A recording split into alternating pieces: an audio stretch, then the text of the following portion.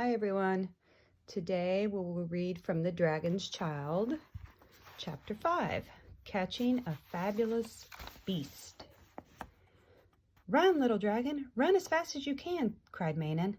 The dragon leaped out of her arms. He rushed to the mouth of the cave, past the drummer, and out onto the shining sand, bleating for his mother in a high, terrified voice, a voice that she would never hear. The bird swooped down from the cliff, scolding the little dragon's child with piercing shrieks. "Silly little dragon," she called. "Didn't I tell you to beware of people? Didn't I tell you not to trust them?" She swung away as Lord Drum came speeding toward them. Dando raced for the cliff path, his heart pounding as loud and as fast as the drum beats behind him. And as he stumbled up the cliff, the bird tilted in the sky above him, calling, "Hide, little dragon! Hide where they can't find you." This had already occurred to Dando, and as soon as he reached the cliff top, he darted under the nearest clump of leaves. The bushes gave excellent cover, and he wriggled along in the tunnels beneath a sea of broad leaves, without ruffling the surface at all. But Lord Drum wouldn't give up. "I'll get you! I'll get you!" he cried. Manon, racing behind him, called out, "Please don't hurt him, Lord Drum. Just leave him. He's only a what?" demanded the drumming boy. "What is he, Manon? Tell me." She would never tell. She would rather die. "Just a poor little creature that won't do you any harm," she said. "Don't lie to me, Manon," he snorted.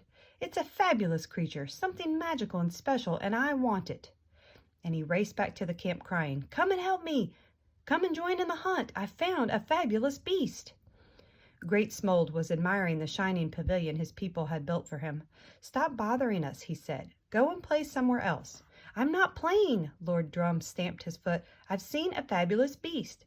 We must catch it or it'll creep up at night and eat us."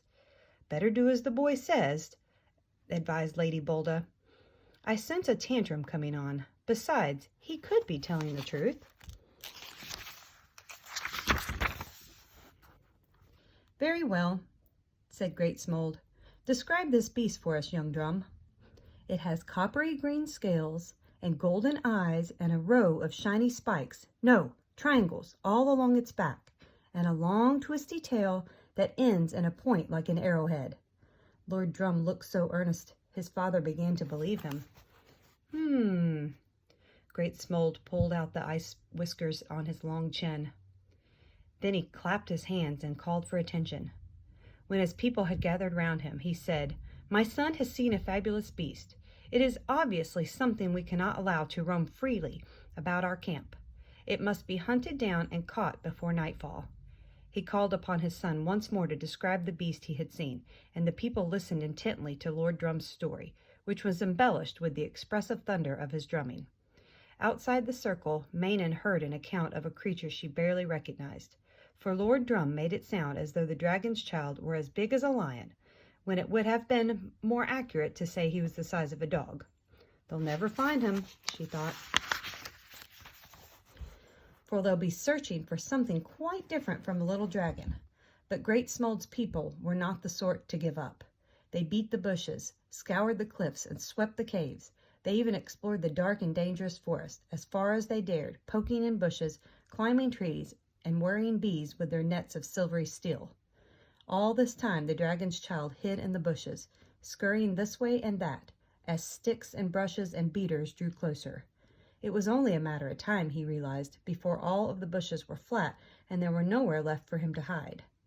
The birds screamed around the searchers' heads, not knowing what to do for the best. Should she try to lead them away, or pull their hair, or peck at their noses? Lord Drum had a tantrum coming on, and the bird made it worse. He dropped his net, picked up a rock, and took aim. But before he let it fly, a hand shot out and knocked the rock from his fist. Lord Drum whirled around and saw Manon running away. "You brat!" he yelled. "You stupid, crazy girl!" He stormed after her, leaping on the girl, brought her crashing to the ground. "You're a bully!" cried Manon, pulling his hair. "A bully and a coward! You only fight things that are smaller than you are." "I'm not a coward," screamed the boy, but Manon kicked and scratched and bit and yelled until Lord Drum had had enough. He jumped up, just managing to hold back a tide of furious tears. Manon was about to make her escape when a voice called, "I found it! I found the fabulous beast!" The dragon's child crouched in a sea of crushed stems. He stared out at the people with big golden eyes, hiding his fear and trying to be the dragon his father had commanded, trying to be worthy of the name he'd been given.